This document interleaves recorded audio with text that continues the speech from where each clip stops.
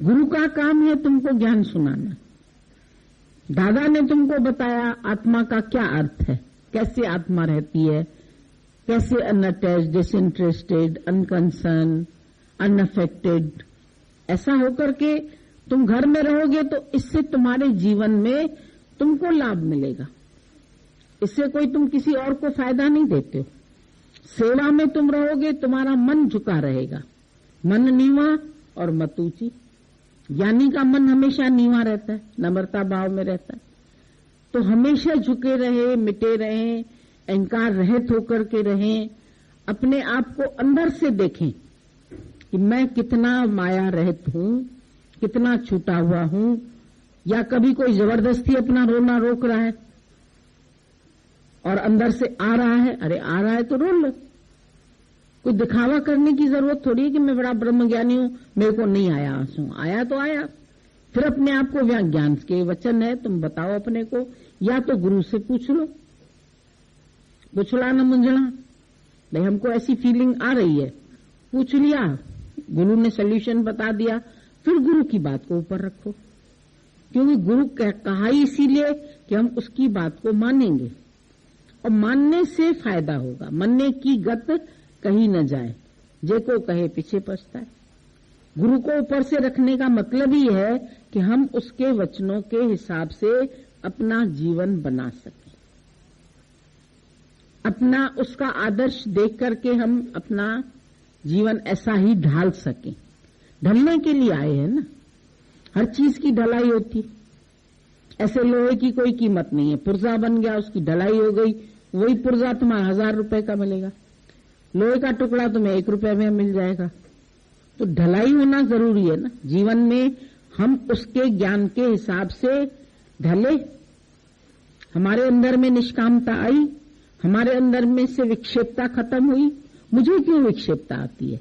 क्योंकि हर एक दुनिया में अपने स्वभाव संस्कार से चलेगा, चाहे बच्चे हो, चाहे पति हो, चाहे पड़ोसी हो, चाहे सत्संगी हो। हमें किसी से विक्षेपता आने का मतलब नहीं है। तुम्हारे शरीर से जितनी सेवा हो सकती है, जितना सहजता से कार्य हो सकता है, तुम भले करो। नहीं करते हो और साहस जुटाओ और हिम्मत जुटाओ, किसी को देख के और प्रेरणा प्राप्त करो। अगर वो कर सका तो हम कर सकते। हम लोग प्रेरित होते थे जब माता को देखते थे, 4 बच्चे होते हुए भी वो इतने महीने गुरु के पास रह सकती है, वो इतना छूट सकती है, वो अपने आप को असंग कर सकती है। तो हम कोशिश करें, फिर जितना छूट पाए। उसके लिए कोई जोरी जबरदस्ती नहीं। उसके घर के लोग दूसरे तरह के हो सकते हैं, सरल हो सकते हैं, तुम्हारे घर के तेज हो सकते हैं। अब झगड़ा लड़ाई करना, कोर्ट कचहरी तक जाना, वो भी कोई ज्ञान नहीं है। वहां पर बैठ के अपने मन से पहले असंग हो। हर व्यक्ति के लिए लेसन जो होगा गुरु का वो अलग अलग होगा। खाली रीस से काम नहीं बनेगा कि इसने ऐसा किया तो हम भी ऐसा करें, वो ऐसा चलता है तो हम भी ऐसा चले, वो ये कार्य करा सकता है तो हम भी करा सके। नहीं, तुम कोई और सेवा कर सकते हो। किसी में खाने बनाने का हुनर है, किसी में कोई और काम लिखाई पढ़ाई का हुनर है, किसी में कोई दूसरी बात है, ठीक है। हर एक्टर की अपनी अपनी आवश्यकता है। सारे ही थोड़ी हीरो बनेंगे, कोई विलन भी है, कोई हीरो भी है, कोई हीरोइन भी है, कोई दासी भी है, कोई नौकर भी है। हर व्यक्ति का पार्ट अलग अलग है। ड्रामा है जीवन भी। घर में भी तुम्हारा पार्ट अपने तरह से, पर असंगता वही होनी चाहिए, निर्लेप भाव वही होना चाहिए, प्यार हृदय में वो होना चाहिए। राग द्वेष की भावनाएं, जलन कुड़न, ये जो हमें दुखी करती है चीजें और जिनसे छुटकारा, ये भी एक क्लास है, ये भी एक स्कूल है, इंस्टीट्यूशन है, जहां हम सब बातों से असंग होने के लिए बैठे। तो असंग होए ना, फिर अपने आप को मिटाते चले, मिटाते चले। मिटा दे अपनी अस्थि को अगर तू मर्तबा चाहे कि दाना खाक में मिलके गुले गुलजार होता। तो फूल तो तभी खिलते हैं ना जब दाना खाक में मिलता। तो अंदर से और मिटाएं और अहंकार को गंवाएं। और जैसे जैसे तुम सत्संग में बढ़ेंगे तुमको अपने अंदर के विकार भी दिखेंगे। गुरु एक दर्पण है। दर्पण में जैसे हमको अपनी सुंदरता भी दिखाई देती है, पर अपने दाग भी दिखाई देते हैं। यहां आकर के तुम्हें अपने सौंदर्य का भी पता चलता है, पर कहां तुम्हारे अंदर कमी है वो भी पता चलती है। तो कमी को दूर करने की कोशिश की जाए, न कि कमियों को ठीक है मेरे अंदर ये कमी है, मेरे अंदर ये इच्छा है तो मैं जाके पूरी करता हूं। बोला नहीं, दांत से दांत भींच के भी राम जी इच्छा को वश में करो, 10 नाखूनों का जोर लगा के भी इच्छा को वश में करो। तो कोशिश तो यही करनी है ना कि अपने अहंकार को हम समेटें, अपने को और विकसित करें, अपने को और कार्य में लगाएं। शरीर को खाली सारा दिन सुलाना और खिलाना और पहनाना, तो खाना पीना भोगना दिन का पशु समान। क्योंकि मनुष्य जन्म में आए के भी जिनी न जान्यो क्या, और जान्यो तो खाली रट्टू तोते की तरह जान्यो, वो भी ठीक नहीं है। तोता भी राम राम कहता है, लेकिन राम के अर्थ को तो नहीं जानता। राम राम सबको कहे, कहने को विचार, वही राम साधु कहे, वही कहे संसार। संसार वाले राम राम कहते हैं, नमस्ते की जगह राम राम जी। अरे राम राम जी कहा तो कोई राम में रम थोड़ी गया, पर साधु कहता है राम तो वो उसमें रम जाता है। रमता राम रमो मोरे जिया, ज्ञानी ने गुप्त खजाना पा लिया। उसके राम कहने में और उसके राम कहने में। सर्दी लगी तो नहाने के समय हरे राम हरे राम हरे राम, तो राम का डर के मारे राम का। कोई चोर आ गया, हरे राम भगवान बचाना बचाना, भगवान तो याद किया पर भय के मारे किया। तो जो भी तुम वर्ड्स करते हो, थोड़ा सा ज्ञान का मतलब अपने को जानो, अपने को रीड करो कि तुम्हारी खुद की क्या स्थिति है। औरों को रीड करने के लिए, औरों को समझने के लिए हम नहीं आए हैं। इसकी क्या स्थिति है, ये झूठी है, ये सच्ची है, ये ऐसी है, ये ऐसी है, इसको कीर्ति चाहिए, इसको ये चाहिए, इसको। हर व्यक्ति का अपना अपना एम है। तुम्हारा खुद का क्या एम है? What's your aim? और जो तुम्हारा एम है तुम उस एम पर चलो। क्लास में बच्चा क्या कॉपी पर लिख रहा है, वो क्या लिख रहा है, वो क्या लिख रहा है, वो फेल हो गया तो मैं भी फेल हो गया तो क्या हुआ?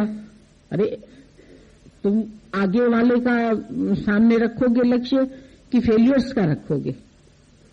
युद्ध में जो जीत गए उनका आदर्श आगे रखोगे, या जो युद्ध में मारे गए बेवकूफ बने, कायर बने, पीछे हटे, उनका आदर्श रखोगे? अपने आप से पूछो। वो तो कायर बनना है तो अभी भाग जाओ, लौट जाओ, कोई तुमको पकड़ने थोड़ी आएगा। ये सब बोला ना उन्होंने, हमने अपनी स्वीट विल से स्वीकार किया। तो ज्ञान में बढ़ना भी तो मेरी अपनी स्वीट विल है ना। मैं कितना बढ़ना चाहता हूं, मैं कितना विकार रहित होना चाहता हूं, मैं कैसे रामकृष्ण परमहंस की तरह अपने भावों को कंट्रोल करना चाहता हूं, विवेकानंद की तरह होना चाहता हूं, रामतीर्थ। आगे उद्देश्य तो बड़े बड़े हैं, आदर्श भी बड़े बड़े हैं। तुम्हारा क्या आदर्श है? तुम अपना आदर्श नापो।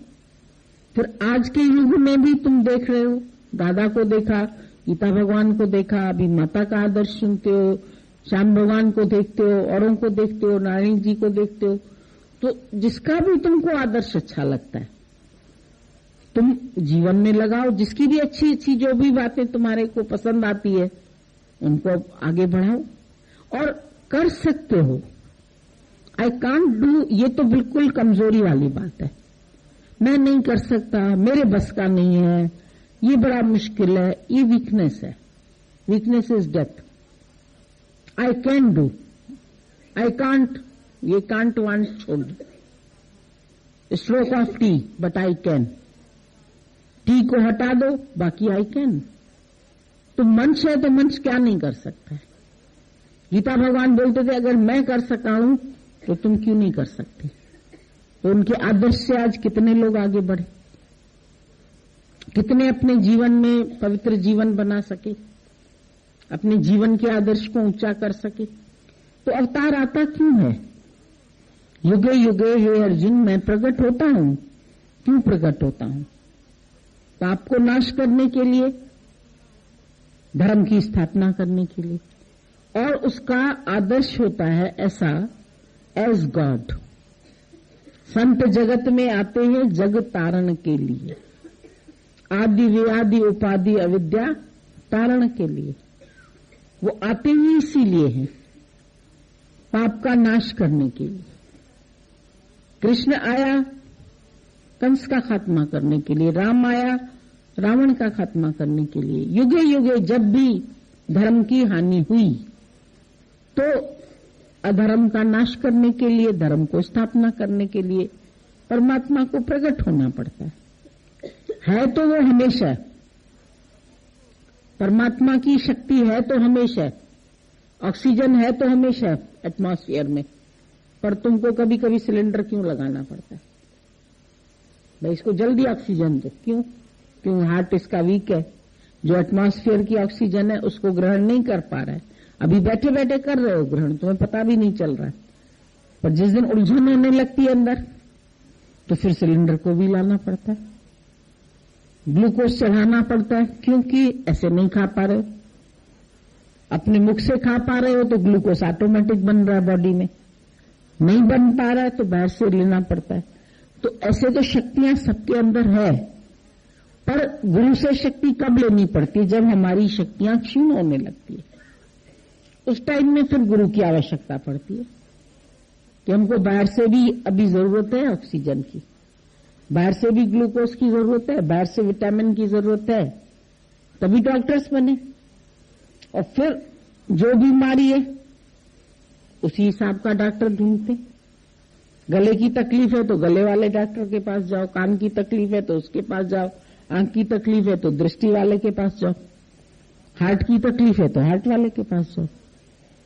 वो तो अंदर वाला बताएगा, टेस्ट बताएंगे कि तुम्हारे अंदर किस चीज की प्रॉब्लम है, उस प्रॉब्लम के हिसाब से डॉक्टर ढूंढो और उसको ठीक करो। कम से कम अपनी वीकनेस को जानो, अपनी कमजोरियों को जानो, अपने ख्यालों को समझो, फिर धीरे धीरे उन ख्यालों से चढ़ो। और अपने आप ही जितना गुरु का ज्यादा संग करते हैं उतनी जीवन में हमारे चेंज आती है और आती जा रही है। कभी अपने को ये नहीं सोचो कि मैं नहीं कर सकता या नहीं कर पाऊंगा। ऐसा नहीं कि कोई कर सकता है कोई नहीं कर सकता, सब कर सकते हैं, पर पुरुषार्थ तेरा देव है। पुरुषार्थ तुम्हारा बहुत जरूरी है, भले कितनी भी परिस्थितियां आए तुम एक्सेप्ट करते जाओ। परिस्थितियों से घबरा के भागो नहीं। कल बता रहे थे हॉकी होती है ना, इनमें गेंद को एक्सेप्ट करती है कि नहीं? हॉकी लेके कहां दौड़ते हो? गेंद के पीछे क्यों दौड़ते हो? गेंद एक समस्या है, इधर उधर हो गई तो समस्या से ही सफलता भी आती है। अगर समस्या से जूझ लेते हो, राइट जगह पहुंचा देते हो तो जीत भी तो जाते। तो हॉकी कहते हैं हां करने की कुंजी, हां की तो हर परिस्थिति को हां एक्सेप्ट, दुख को भी एक्सेप्ट, सुख को भी एक्सेप्ट, एक्सेप्टेंस होना चाहिए। कोई विपरीत मन वाला मिला उसको भी एक्सेप्ट करो, घर में कोई तेज स्वभाव का उसको भी एक्सेप्ट करो, कोई उल्टा चलता है उसको भी एक्सेप्ट करो, कोई सीधा चलता है उसको भी एक्सेप्ट करो। ये हां की तुम्हारे पास होनी चाहिए कुंजी, उसे हर ताला तुम्हारा खुल जाए।